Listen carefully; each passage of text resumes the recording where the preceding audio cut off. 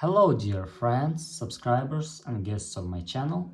In this video I want to show and tell you how to delete TikTok link from Facebook. Please put your like, subscribe to my channel and share this video with your friends. Let's get started. So first we need to go to Facebook. After that go to our account and click edit profile. After that scroll down and click edit near links. And here click remove near our TikTok link. Click save. And that's all. This is very easy way to do.